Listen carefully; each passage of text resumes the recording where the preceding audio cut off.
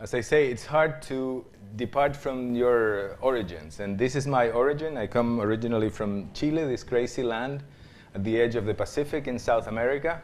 Crazy in many ways. And maybe the craziest of them all is that we were this close to beating Brazil this year, but we do have a world record, and that is on earthquakes.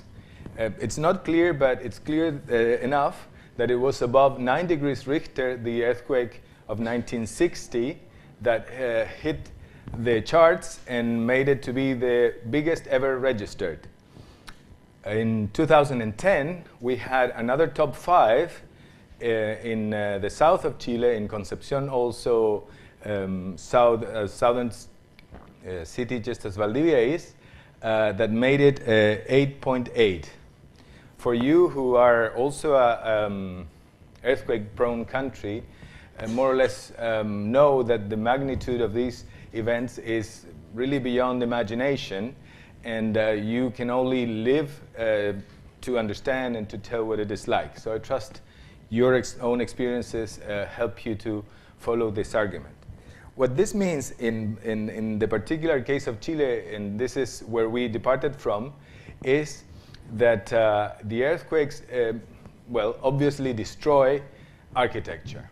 And that's, I think, an interesting problem, a different challenge. In particular, in a relatively poor country still, like Chile is, what happens is that we have very little infrastructure, very little money to protect heritage architecture. And above all, this heritage architecture that is not a monumental one, but that is a more humble heritage. So what happens to little villages as this one, San Lorenzo in Tarapacá, in the desert north of Chile, with the earthquake of 2005, that is more or less a routine earthquake for our country, for our standards, is this. So believe it or not, these are the same street before and after the earthquake. And the whole city, the whole village, here you see in a before and after comparison. This is, of course, a very regrettable loss. Our country deals very problematically with these, or rather doesn't deal with these phenomena at all, and has very little resources to cope with this loss. So that was our first challenge, our first contention in this project, and that as I said, we addressed from a distance from Berlin with a group of basically European students under my supervision, that eventually evolved into what I will show you in a second. So the Chilean capacity of coping with the emergencies is this, which is a quite respectable system of producing emergency shelter known as MIAWs. MIAWs are these 3x3 huts that are produced in a big factory and that are delivered for whenever anything happens. The problem, as you might imagine, is that eventually they become definite. So they stay there for a long time. And that is, of course, not good for the heritage or for the quality of the urban space that you saw being lost in the previous slides. The kind of thing that we managed to build looks like this, which is a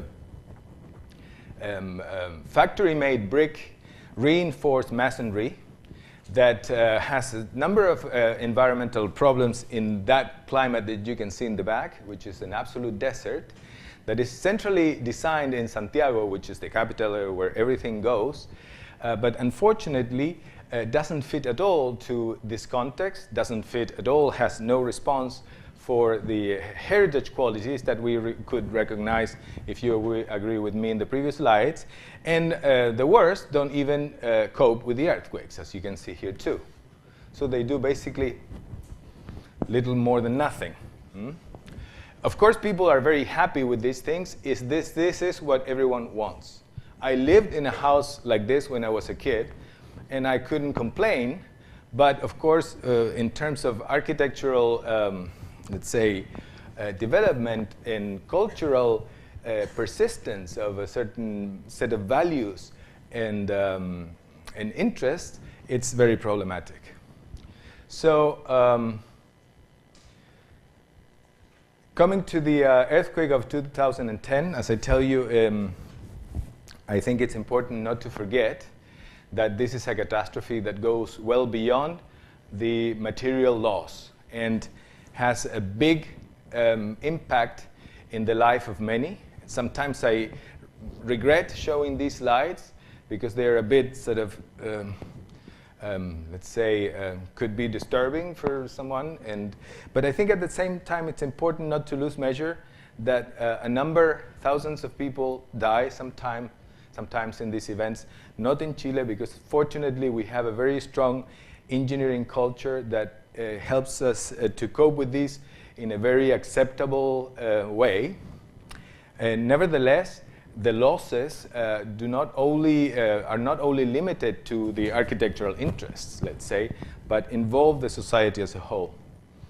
This particular event was catastrophic, not because of the earthquake, but because of the tsunami that came afterwards. We know how to cope with earthquakes because they come. We have major earthquakes every 20 years, big earthquakes every 5, and earthquakes every day. This one came with a tsunami that happens every 80 to 100 years, so we forget. We do not forget about earthquakes, but we do forget about tsunamis, and we don't know what to do. So people actually die, and many avoidable losses happen because we are not really aware of what to do or how to do it.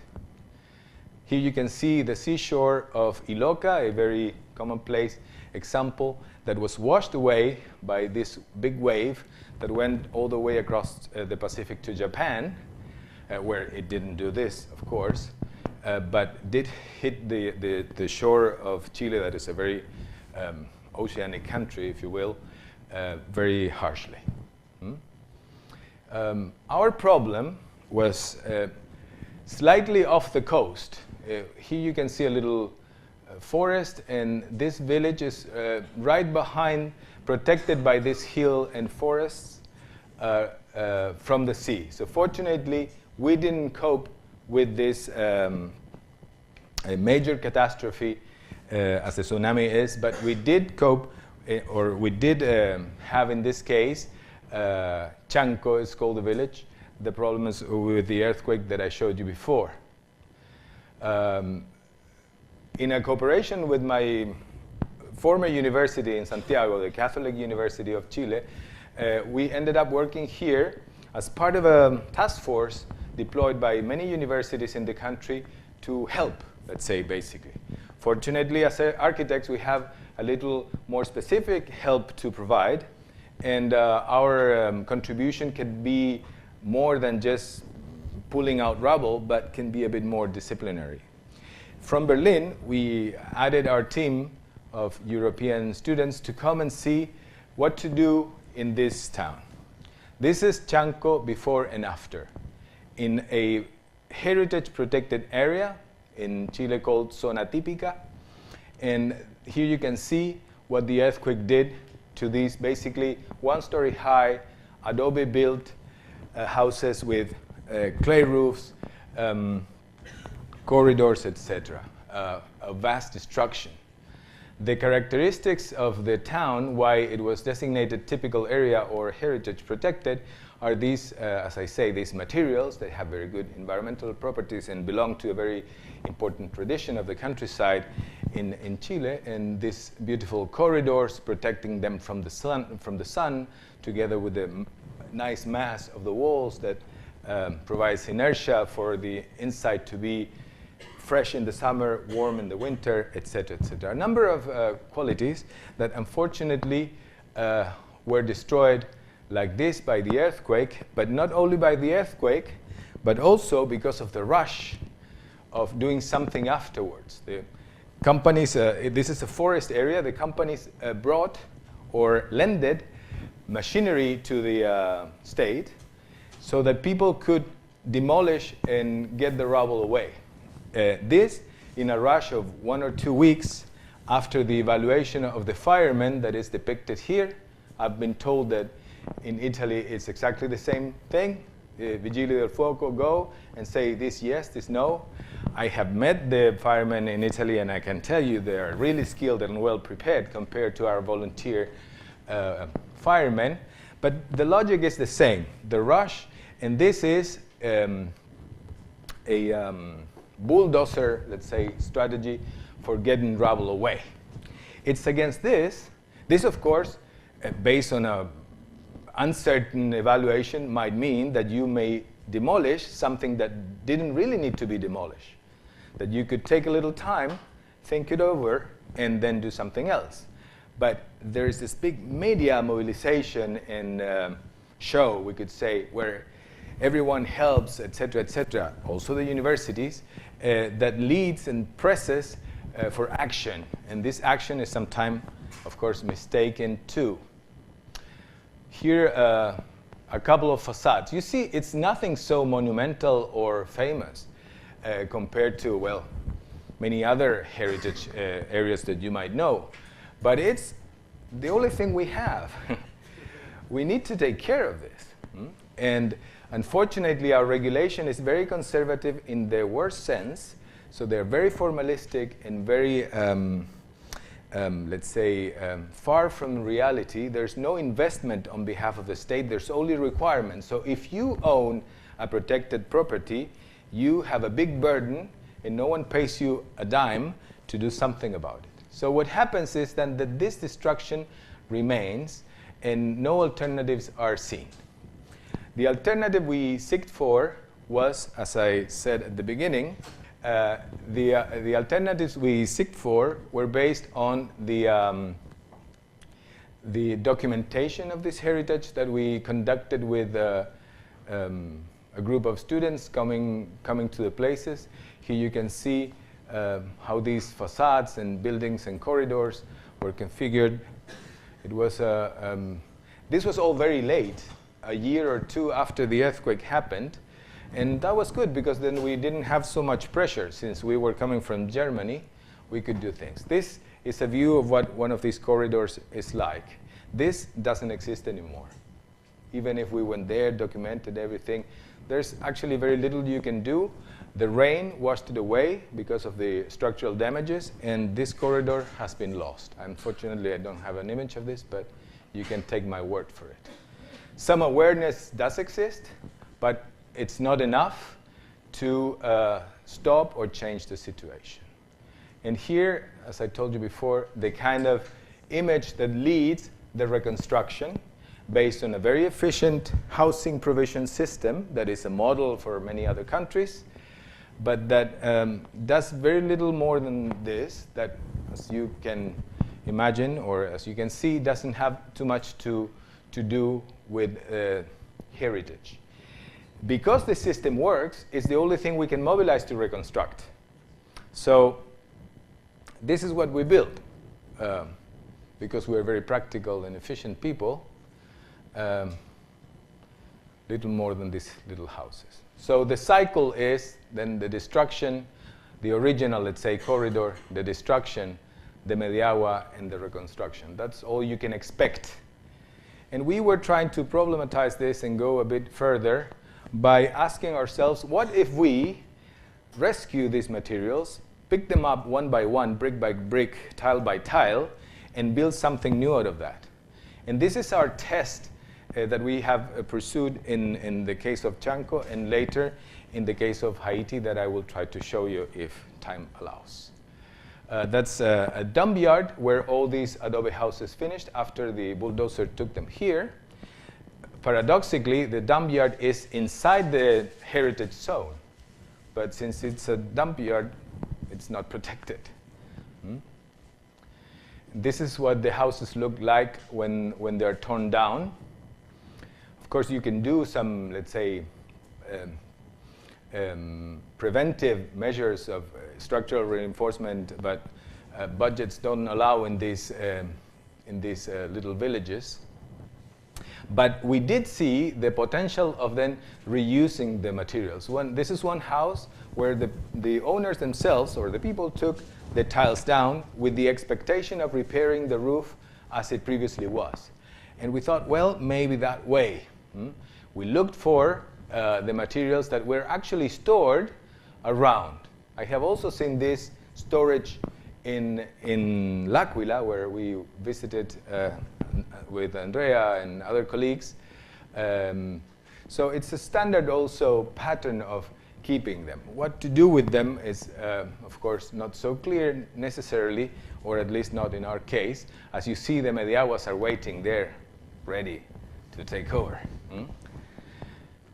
One model that led us, since we were coming from Berlin, is this one. These are, after the war, as you know, in Germany, women who were the bulk of the population took over and worked in clearing these bricks against food coupons, cleared them to be reused out of the rubble of the destruction after the bombardments. You can see the houses built back there, and that was quite an inspiration for us to see, well, maybe this we could bring to Chile as an experience, as a learning from Berlin, and contribute to the Chilean situation, because Chileans are very clever, and they have it all solved. They make solutions, but we expected to contribute something new. This is another nice example, the Chapel of the Reconciliation at the border between East and West Berlin, that was dynamite in the very last years of the separation, and eventually rebuilt also out of the debris with rammed earth and reusing the foundations of the original chapel. We tried to develop a bit of a methodology and see if we could bring a toolkit to Chile. Of course, you need to somehow support this idea. Is it how possible it is, how reasonable it is, how cost-effective, etc. We found a number of arguments for and against. This is an interesting argument for that we saw in one earthquake in 2005, also in San Lorenzo. I showed you at the beginning that the one house that didn't fall had this very beautiful mixed system of wooden frames that were like a cage, where the adobe bricks, you know, adobe means raw, not fired bricks, were laid inside so that the bricks themselves could take some of the compression, and then the faces of wooden frames could take the traction, and then altogether the wall be a bit flexible in order not to fall down. This is very true, as proven in this case, as I tell you, because this was the only one house that survived. We tried to reprise this idea and developed a little bit of a building system towards this, with several trials and errors as well, that I will show you applied in a second. Costs is still not our advantage. According to our calculations, it's of course more expensive to take down the pieces one by one. This is something we should be aware of, but unfortunately we cannot claim it being more cheaper. What is, yes, an advantage, as I say, is that the properties of a massive wall are very good in environmental terms, and in a country like Chile that has, in spite of its concentration in the Mediterranean climate in the center, has very extreme climates, north and south, and in particular in the north, and well, also in the center area where sun radiation is a very strong component, can be very relevant. Yes, 20, thank you. So how we did this is by engaging the universities in a, let's say, social problem, and going there, working with students in the field, and trying to make a little contribution. This was surprisingly a strong tradition in TU Berlin, where there's several projects of construction in several contexts that supported us quite strongly and encouraged us. In Chile, against that, this is most unusual, and it goes against all the administration constraints. It's making it virtually impossible, as we saw in the previous cases. So here's more or less what we did in the case of Chanco that I was showing you, is that we were given an old house doomed for demolition by the municipality outside the protected area, and we broke it down piece by piece to reconstruct something new. This is a little sample of a design that had a different scope, of course, but that was as much as we could afford with the budget we had that was basically zero, and that was smuggled from other projects against all administrational constraints again. So here you see adobe bricks, doors, panels, tiles, timber beams, etc. Valuable pieces of material that in our imagination would embody the qualities of this heritage and bring it, in spite of a different formal repertoire, to be a valid continuation of its predecessors. Here a bit more of the design that tried to be contemporary, but at the same time reprise some of the mottos of the traditional architecture. So we did it with students. These are, coincidentally, here you see two Italian students, Politecnico and Firenze, and a number of people working with us, mostly students at the time. This is the original house that also has a bit of a quality. We were a bit like reluctant, saying, well, maybe we could do something else.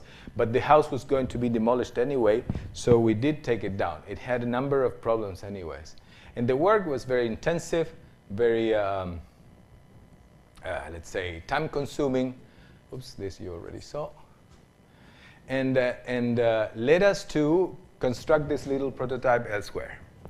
Here you see, and this is, I think, an important point, here you see our mistake. We made the mistake of building a foundation to begin with.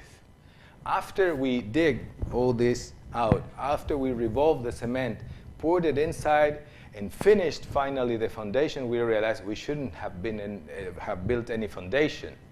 We should have reused the foundation, because the foundations do not shake the way the buildings, they don't oscillate. They simply follow the ground. So they have a better prospect of survival, let's say. Mistake number one. But we learn from mistakes. That's not bad.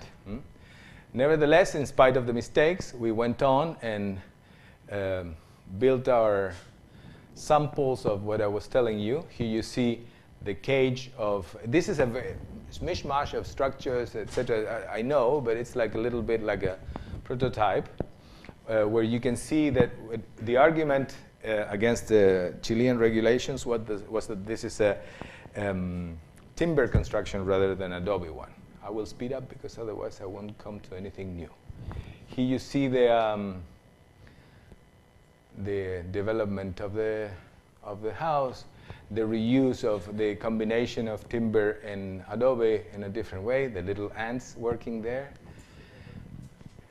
We enjoyed a lot working. It's really hard work, but joyful work. And here's something more or less what it ended up being, with reuse of the tiles, reuse of the windows. Some pieces, of course, are new, no way around that. But we were trying to, in particular, recover the roofing and the mass of the walls. So as I told you, we learned from our mistakes. And we tried to take this further to a different context and see if it worked elsewhere. And because the students don't measure the problems, they told me, why don't we go to Haiti? And I said, oof, okay. And we went to Haiti and tried to do the same thing there. The earthquake in Haiti was substantially smaller than the one in Chile, in Concepcion, but had a much bigger toll, because what happened with the tsunamis in Chile happens with the earthquakes in Haiti, that they happen every 80, 100 years, so people just forget and build whatever, without considering this. It's not a matter of money, mainly. It's a matter of awareness. And so the earthquake, unfortunately, took Haitians very unprevented and caused a destruction that is really a shocking one. Nevertheless, there's a distortion on this, and people tend to believe in the rest of the world that the problems of Haiti derive from the earthquake, and that's not true. Haiti was and will continue to be a catastrophe before and after the earthquake, with or without earthquake.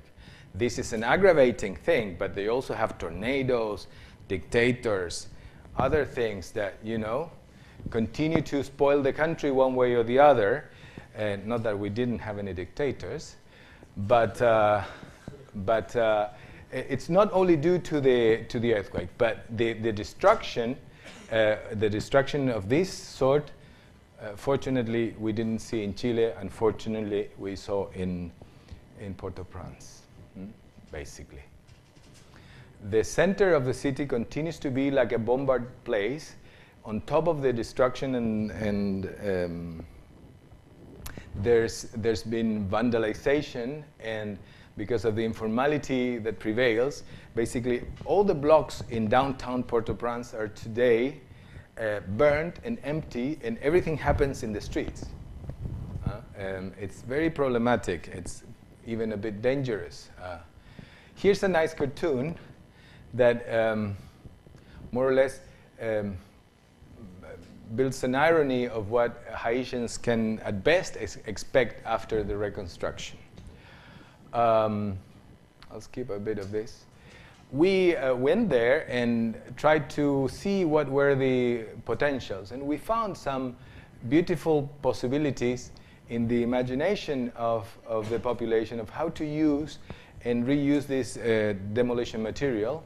We even found this wonderful market called Marché Salomon that, according to my economist friends, proves that everything in the world has a monetary value, because all this is all rusted pieces of iron, bent nails, you name it, they have it there, so you can go there. It also defeats a bit the purpose of our work, because then it means that the demolition is no longer free. It's not like given.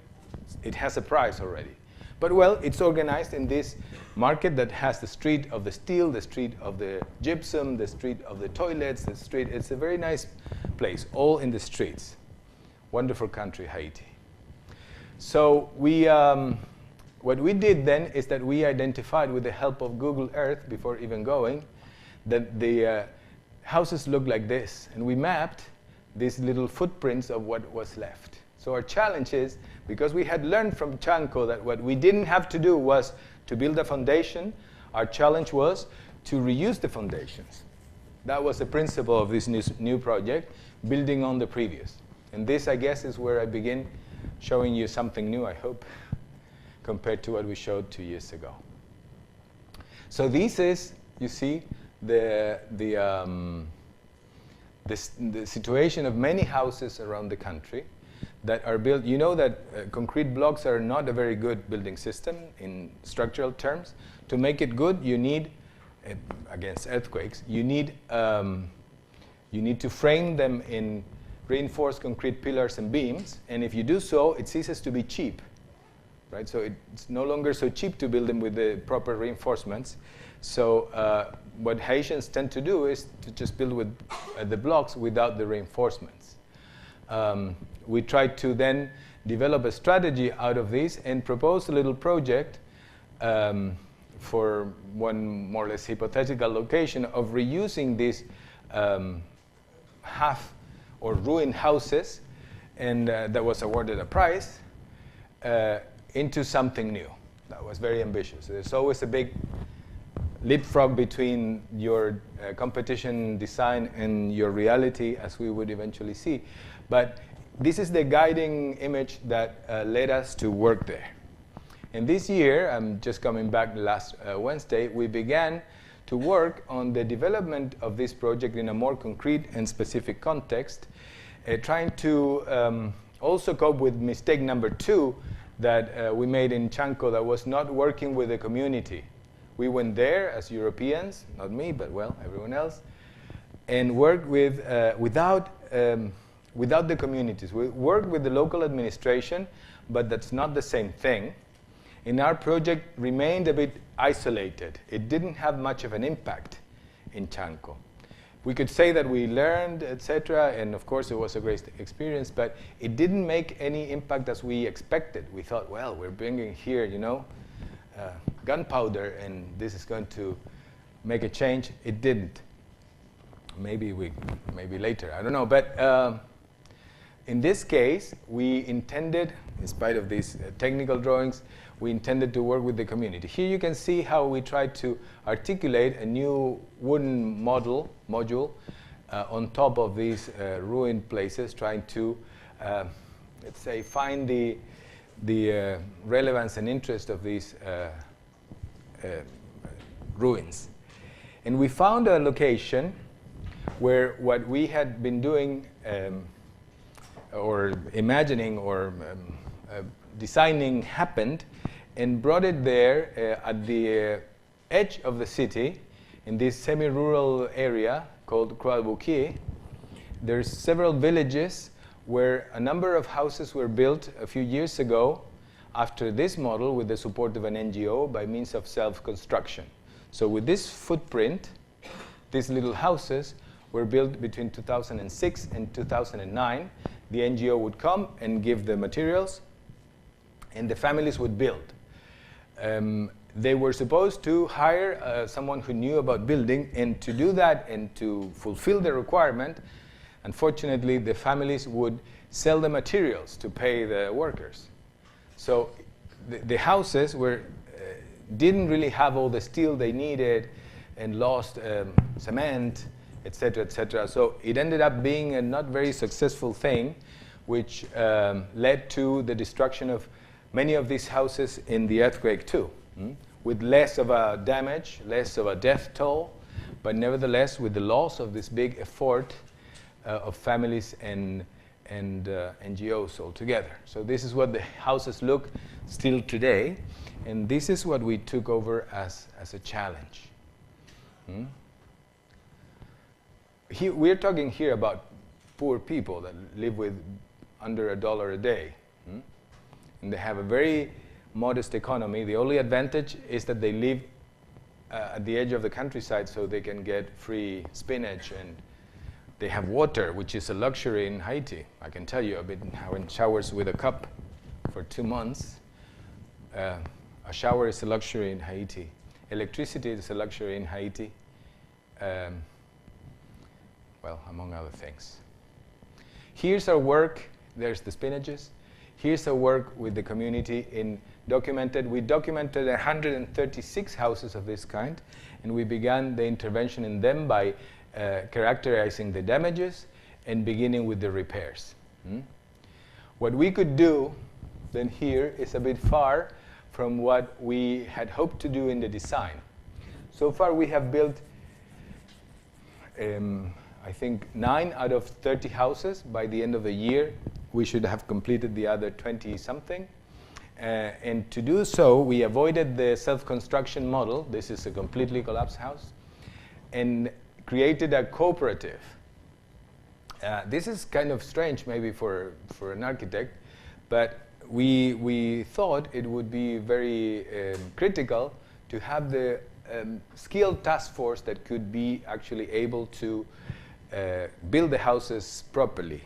So we went there, and in these 2 months we worked in the training of a group of volunteers from the villages who see in this project, worked for free, like for zero, and see in this project a possibility of a work. And they work full-time. They have literally,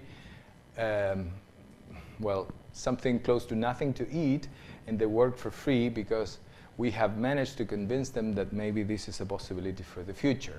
We will intend to develop the project further next year and to the other 106 houses, and maybe to other villages as well.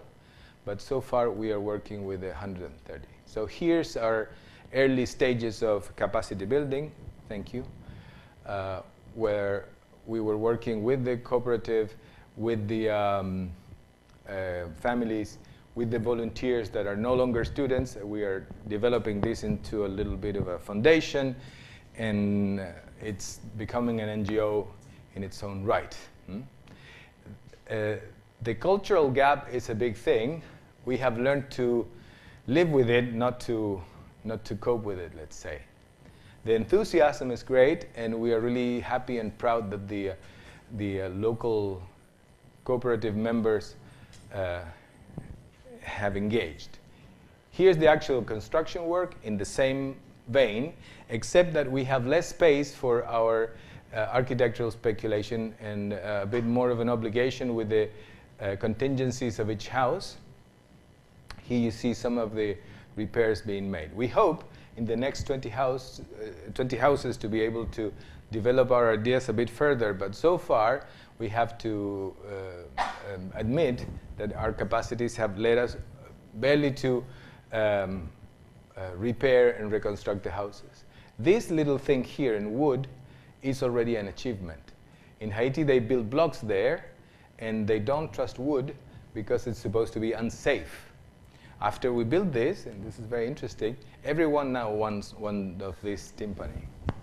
That was our achievement. Very different, very, light years away from the imagination we had. Nevertheless, an interesting experience. Here's another finding. We took over the systems, the construction systems in Chanco, and built a wooden frame that's filled in with demolition debris. These are crushed blocks that are put there and filled in the way we did with the adobe in the previous case. Here you see the combination of volunteers and cooperative members and a bit of the result. This is the finishing that makes the difference in Haiti, the so-called crépissage. Here you see some other views of the same thing. So this is as much as we can do so far. Hopefully next year I can show you something more sexy, but it's already making a lot of sense to us because we are overcoming some of the shortcomings of the previous. We're working with a community that is seriously engaged. We have managed to convince them that it's somehow relevant and that they can work with us. We also had time to party. There's a lot of music and happiness in Haiti, in spite of all. And maybe to conclude and to wrap, during these 2 months of stay, we had the occasion of receiving a very distinguished visitor, a photographer called Tomás Munita, who is a very well-known, worldwide awarded photographer, press photographer, who works for the New York Times and Der Spiegel, etc. And I thought, ooh, the New York Times. That would be nice. Huh? And it's, in a way, it was a bit disappointing, the result, but eventually I thought it was not so much. These are the pictures of Tomás Munita of our project. Maybe you will share the impression with me.